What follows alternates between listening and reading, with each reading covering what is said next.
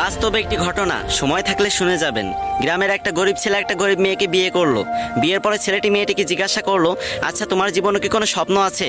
তখন মেয়েটি বলল, হ্যাঁ আমার জীবনে অনেক স্বপ্ন, আমি একদিন অনেক বড় ডক্টর হব, কিন্তু আমি যে গরিব। তখন ছেলেটি হেসে বলল, আরে এই ব্যাপার, আমি আছি না। তারপর ছেলেটি মেয়েটিকে নিয়ে শহরে চলে গেল। সে প্রতিদিন রিক্সা চালাতো এবং বাসায় এসে নিজেই রান্না বান্না করতো। এদিকে মেয়েটি পড়াশোনা করতে লাগলো। এরকম করতে করতে মেয়েটি একসময় ডক্টর হয়ে গেল। ছেলেটি এই খবর শুনে খুশিতে আত্মহারা হয়ে গেল এবং সে সেই ছেঁড়া কাপড় পরেই মেয়েটির সাথে দেখা করতে চলে গেল। মেয়েটি যখন তার বন্ধু বান্ধব নিয়ে কলেজ থেকে বের হচ্ছিল, তখন ছেলেটি সবার সামনে গিয়ে মেয়েটিকে বলল, জানো আজকে না আমি অনেক খুশি, আজকে তুমি ডাক্তার হতে পেরেছো। তখন মেয়েটির বান্ধবীরা জিজ্ঞাসা করলো, এই এ কে রে? তখন মেয়েটি বলল, আরে আমি চিনি না, হয়তো কোনো ভিক্ষুক টিক্ষুক হবে। তখন ছেলেটি মন থেকে অনেক কষ্ট পেল। ছেলেটির চোখে পানি চলে আসলো এবং সে বলল, তুমি ঠিকই বলেছো। তুমি জানো আমি তোমার পরীক্ষার টাকা জোগাড় করতে গিয়ে ভিক্ষা পর্যন্ত করেছি। আজ তুমি আমাকে চিনতে পারতেছো না?